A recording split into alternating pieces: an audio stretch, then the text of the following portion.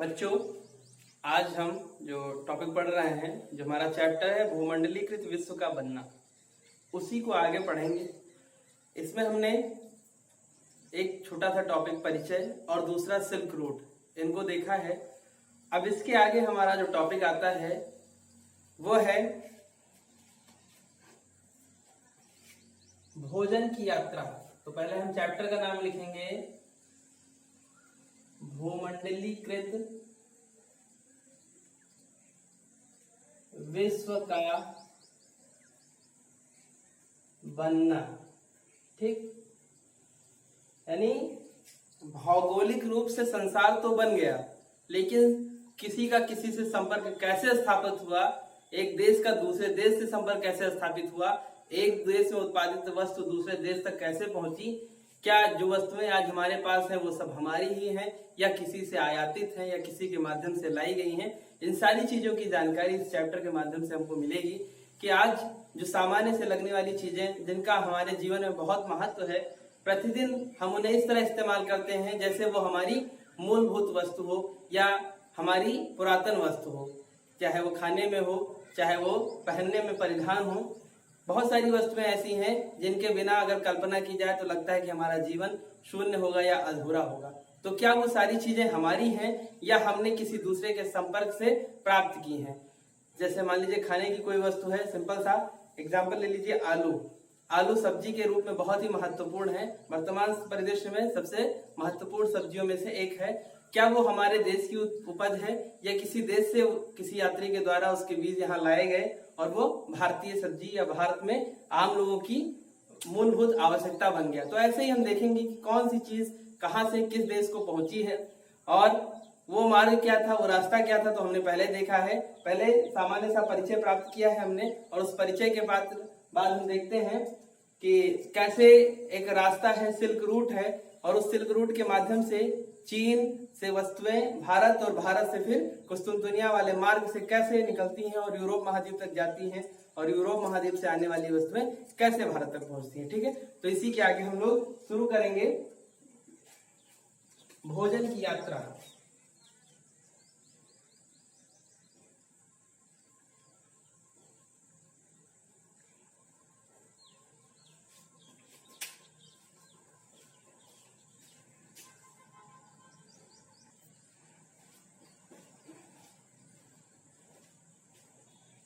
ठीक है बच्चों, तो हम देख रहे हैं, तो भोजन की यात्रा में हम दो चीजों को देखेंगे, स्पैघेट्टी,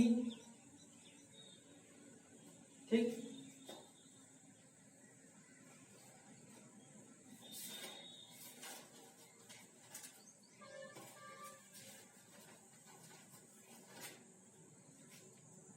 और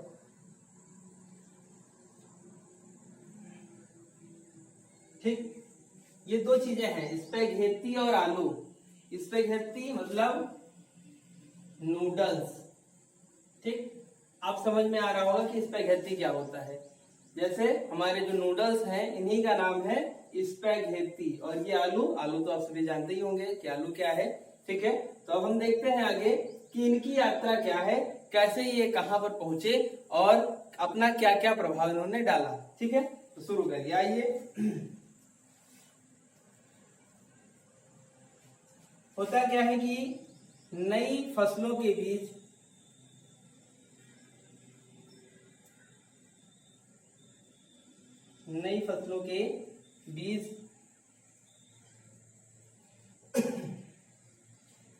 वह शीघ्रता से तैयार होने वाले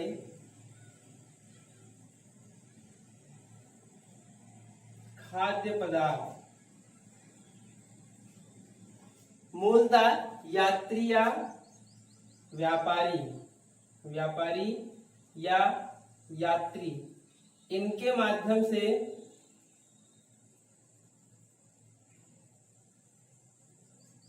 एक देश से दूसरे देश पहुंचे।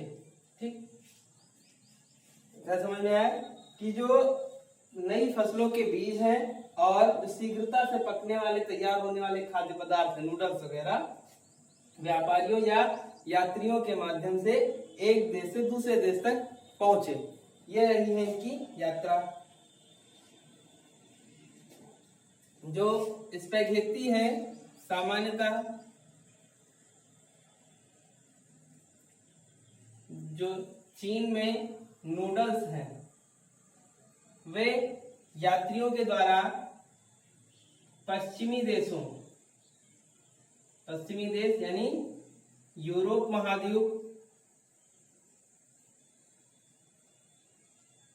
महाद्वीप पहुंचे और वहां पर इनका बदला हुआ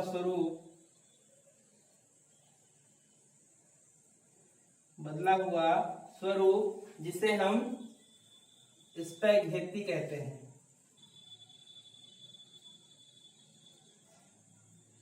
ठीक, स्पैघेटी मिला। ठीक, ये हो गया। अब इसके साथ ही अगला हम देखेंगे पास्ता। जो पास्ता है तो इसके बारे में मान्यता है कि जो अरब यात्री थे अथवा व्यापारी थे, जो अरेबियन कंट्रीज के यात्री और व्यापारी थे, उनके माध्यम से सिसिली जो यूरोप का एक टापू, वो इटली का एक टापू देश है, टापू है इटली, यहां पहुंचा और यहां से फिर वो पूरे यूरोप महाद्वीप में फैल गया। ठीक, तो इस प्रकार हम देखते हैं कि चीन से निकलने वाला जो नूडल है, स्पैघेटी है, वो यूरोप महाद्वीप में फैला और साथ ही साथ जो पास्ता है जो अरब देश से निकलकर वो सब पूर्ण यूरोप महाद्वीप में फैला और यूरोप महाद्वीप में जो वस्तु है वो भारत पहुंचेगी। भारत आई, कैसे आई? स्वाभाविक सी बात है कि जब भारत औपनिवेशिक, एक मिनट, अभी इसको हम थोड़ा सा रफ कर साफ कर लेते हैं, फिर देखते हैं ताकि चीजें समझ में आए।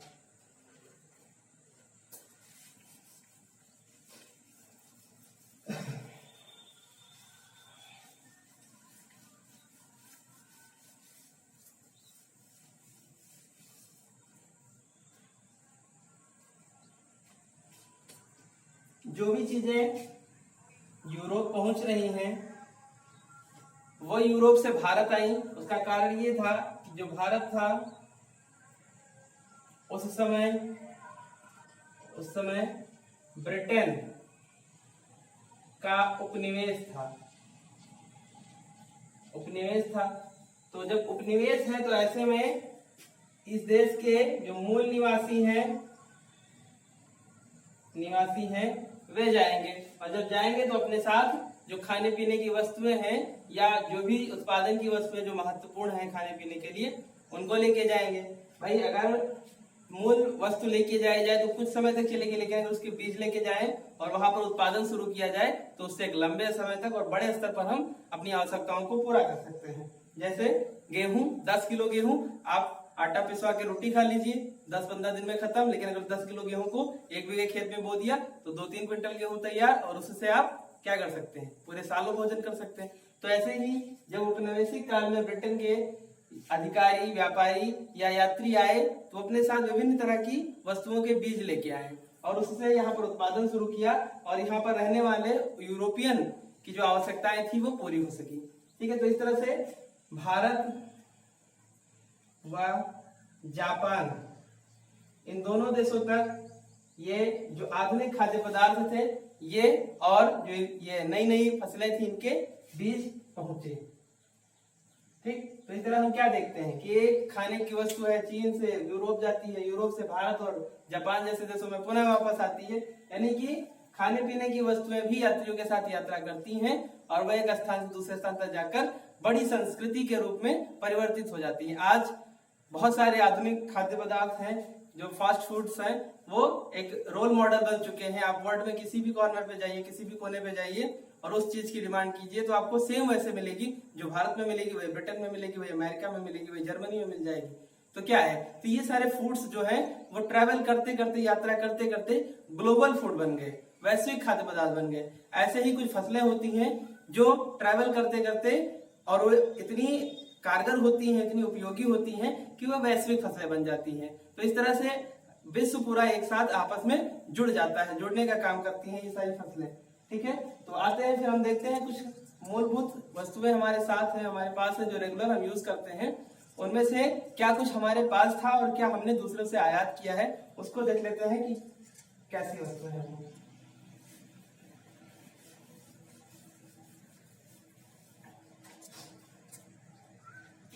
कुछ वस्तुओं के नाम लिखूंगा। फसल, जिनमें है शकरकंद, टमाटर, मिर्च, मक्का, सोया, मूंगफली।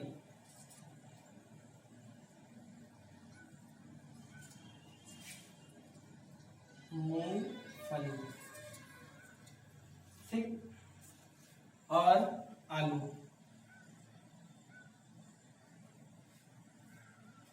ये जो फसलें हैं आज से लगभग 500 वर्ष पूर्व तक लगभग हमारे पूर्वजों के पास ना के बराबर थी, यानी नहीं उपलब्ध थी। यानी कि इनका इतिहास तो 500 वर्षों का है। हम इनको कैसे इस्तेमाल करते हैं? मिर्च, मक्का, सोयाबीन, शकरकंद, टमाटर, मूंगफली, आलू, ये सारी चीजें ऐसे इस्तेमाल करते हैं जैसे लगता है कि हमारी ये पैतृक है। हमें इस बात का कभी अनुभव ही नहीं होता है कि ये भी हमारे देश में नहीं थी, किसी दूसरे देश से आई हुई फसल है। ऐसा अनुभव ही नहीं होता है, क्योंकि हम इतना घुल मिल चुके हैं इनके साथ, ये हमारी इतनी बड़ी बेसिक नीड बन चुके हैं कि हम इनके बारे में कभी ये सोच ही नहीं सकते कि ये हमारी अपनी नहीं है। ठीक, जैसे कुछ वस्तुएं बहुत प्रिय हो जाती हैं और दूसरे की होती है, तो ऐसे में क्या लगता है कि मन मानने को तैयार नहीं हो सकता होता है कि ये दूसरे का है। ठीक है, तो ऐसे इसके साथ भी है। तो यहाँ इस चैप्टर के माध्यम से एक परिचय प्राप्त करना है हमको कि जिन वस्तुओं को हम अपना मूलभूत समझकर प्रयोग कर रहे हैं उनका बैकग्राउंड क्या है, उनकी उत्पत्ति क्या है, उनकी स्थिति क्या थी आरंभिक, और हमारे पास कैसे वो पहुंची हैं। इन सारी चीजों का अध्ययन करके हम अपने अतीत को जानेंगे और उसके बाद में इन वस्तुओं का प्रभाव देखेंगे, इन फसलों का प्रभाव देखेंगे कि इनके प्रभाव से क्या कुछ सुधार हुए, क्या वर्तमान समय में अगर आलू को मार्केट से पूरी तरह हटा दिया जाए तो क्या होगा, टमाटर को पूरी तरह मार्केट से हटा दिया जाए तो क्या होगा। ऐसे जब हम इसकी पृष्ठभूमि को पढ़ेंगे, बैकग्राउंड को जानेंगे, तो समझ में आ जाएगा कि इनका लाभ क्या है और कितनी बड़ी उपयोगिता इन वस्तुओं की है। अभी तो हमें बहुत सामान्य सी चीजें लगती हैं, बहुत ही नॉर्मल चीज लगती है, लेकिन अगर इसके बैकग्राउंड को देखेंगे तो इन्होंने बड़ी बड़ी व्यवस्थाओं को प्रभावित किया है। उसे देखते हुए हम आगे बढ़ेंगे। ये जो वस्तुएं हैं लगभग 500 वर्ष पूर्व हमारे पूर्वजों के पास नहीं थी। ये जब एक यात्री 1492 ईस्वी में क्रिस्टोफर कोलंबस यात्रा के लिए निकलता है भारत की, लेकिन पहुंच जाता है अमेरिका।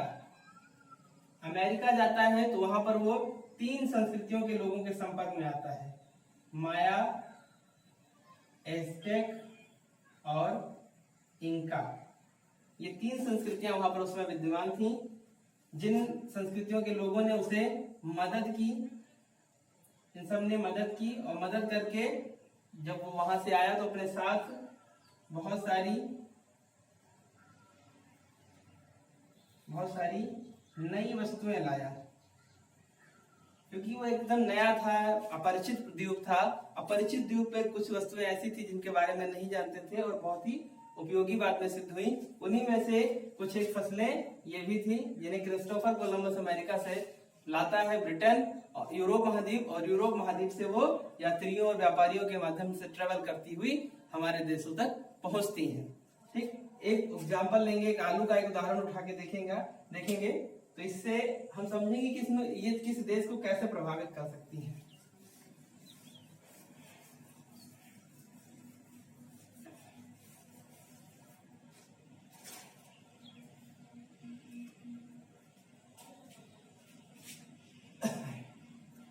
ये वस्तुएं जब यूरोप महाद्वीप पहुंची तो क्या हुआ कि इनका उत्पादन तेजी से हुआ, और इस तीव्र उत्पादन के कारण जो आम जनमानस था, जो गरीब जनता थी, उसे भोजन उपलब्ध हो सका।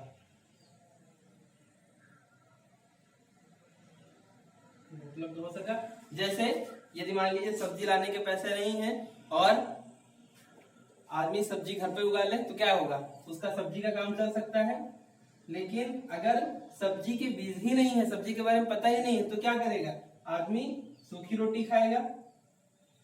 सूखी रोटी तो ऐसे में क्या होगा, कमजोर होगा, शारीरिक रूप से बीमार होगा, जल्दी उसकी मृत्यु हो जाएगी। तो यही है कि जब ये सारी वस्तुएं अमेरिका से यूरोप महाद्वीप पहुंची तो यहाँ पर जो आम गरीब जनता थी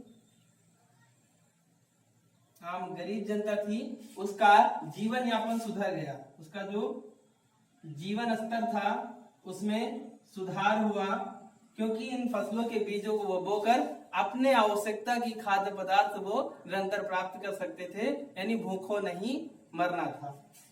जीवन स्तर में सुधार हुआ तो जो जीवन प्रतिशतता थी या औसत आयु कह सकते हैं, औसत आयु, इसमें वृद्धि हो गई। यानी व्यक्ति अगर 40 साल की स्थिति में मर जाते थे बीमार होकर, गरीबी से या भूखमरी के शिकार होकर, वो अब 60 और 80 साल तक जीने लगे। ठीक, यानी इन वस्तुओं के आगमन से क्या हुआ, जो गरीब जनता थी उसको सामान्य रूप से भोजन समय से प्राप्त हो सका और उस भोजन से उसकी शारीरिक जो स्थिति मजबूत हुई और इसके कारण उसने अपनी लंबी आयु को प्राप्त किया। एक उदाहरण है 1840 ईस्वी का आयरलैंड एक देश है। यहाँ पर क्या होता है कि संपूर्ण आलू की फसल नष्ट हो जाती है और इस संपूर्ण फसल के नष्ट हो जाने से लोग भूखमरी के शिकार हो गए। ठीक, तो हम देख रहे हैं कि एक फसल है आलू, इसका उत्पादन ठीक से नहीं हुआ तो लोग भूखमरी का शिकार हो गए।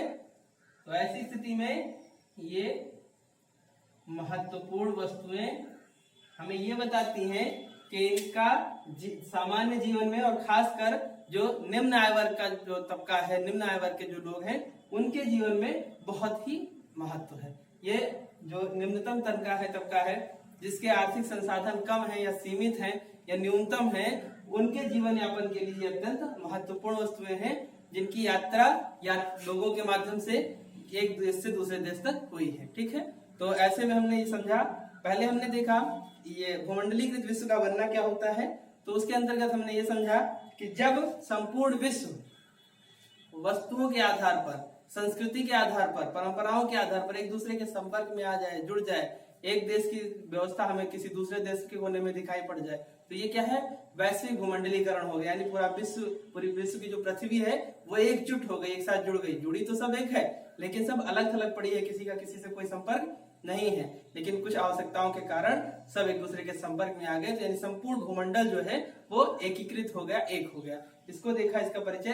और उसके बाद हमने देखा एक स्थान से दूसरे स्थान तक की जो यात्रा थी भूमंडलीकृत विश्व के बनने के क्रम में, वो चीन से सिल्क रूट जो निकलता है और कुस्तुनतुनिया तक जाता है, उसके माध्यम से वस्तुएं, व्यक्ति, संसाधन, धर्म, ये सब एक स्थान से दूसरे स्थान तक ट्रांसफर हुआ, पहुंचा। और फिर उसके बाद हमने देखा कि कैसे अमेरिका महाद्वीप से निकली हुई वस्तुएं यूरोप और यूरोप से फिर एशिया महाद्वीप के क्षेत्रों में आई और आज हमारे जीवन का महत्वपूर्ण अंग बन गई।